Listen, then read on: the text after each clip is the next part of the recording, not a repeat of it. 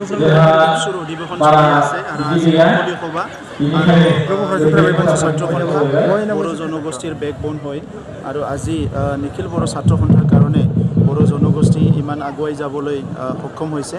তো সেইকাৰণে নিখিল বড়ো ছাত্ৰ সন্থাৰ লগত বিভিন্ন জাতীয় সংগঠন সামাজিক সংগঠন সদায় আছে আৰু আমি বিটিআৰ গভৰ্ণমেণ্ট হিচাপে নিখিল বড়ো ছাত্ৰ সন্থাই সমাজক উন্নয়ন কৰা যিবিলাক কাম কাজ কৰিব বা কৰি আহিছে তাত সদায় আমি সহযোগ কৰিম।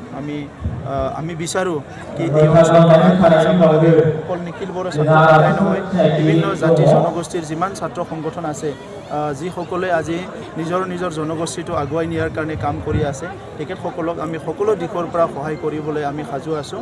আমি বিচাৰোঁ এটা সুস্থ সমাজ, শান্তিৰ সমাজ, ভাইলেন্স ফ্ৰী এটা সমাজ আমি বিচাৰোঁ আৰু এটা সকলো দিশৰ পৰা সমাজটো আগুৱাই যোৱাটো আমি বিচাৰোঁ। আৰু বিটিআৰ অঞ্চল যোৱা 30-40টা বছৰ বিভিন্ন পৰিৱেশৰ মাজত বিভিন্ন পৰিস্থিতিৰ মাজত থাকিব লগা হৈছে।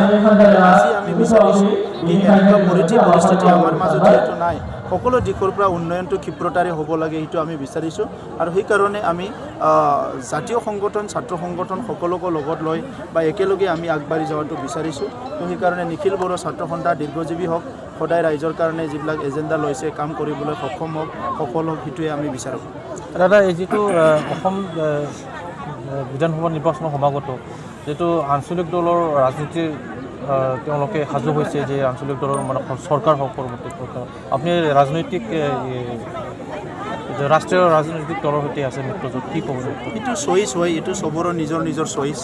আজি আমাৰ বড়ো জনগোষ্ঠীৰ বা আমাৰ সমস্যাবিলাক সমাধান কৰিছে 2003 চনত যিটো BTC গঠন হৈছিলে, সেই সময়ত NDA আছিলে, বিটিআৰ গঠন হ'ল সেই সময়তো NDA আছে।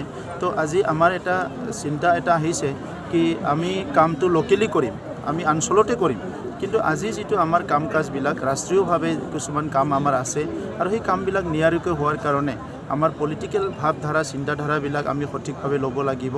আজিও আমি আমাৰ ডিচিশ্যনটো ফাইনেল কৰা নাই আমি কি কৰিম, কিন্তু UPPL হিচাপে আমি অহা যিটো বিধানসভা আছে ইয়াৰ কাৰণে প্ৰস্তুতি আমিও চলাই আছোঁ আৰু সকলো দিশৰ পৰা আমাৰ প্ৰস্তুতি আগবাঢ়ি আছে।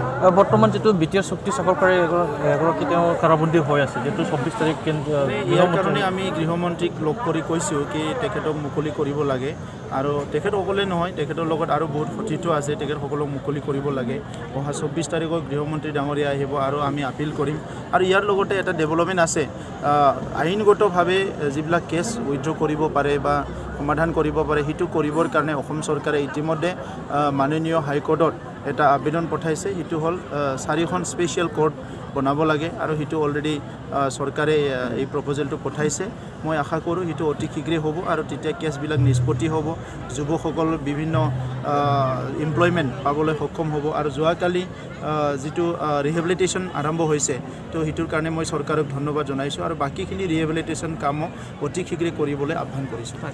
ভাৱে যিবিলাক কেছ উইথড্ৰ কৰিব পাৰে বা সমাধান কৰিব পাৰে, সেইটো কৰিবৰ কাৰণে অসম চৰকাৰে ইতিমধ্যে মাননীয় হাইকোৰ্টত এটা আবেদন পঠাইছে। সেইটো হ'ল 4খন স্পেচিয়েল কোৰ্ট বনাব লাগে আৰু সেইটো অলৰেডি চৰকাৰে এই প্ৰপ'জেলটো পঠাইছে।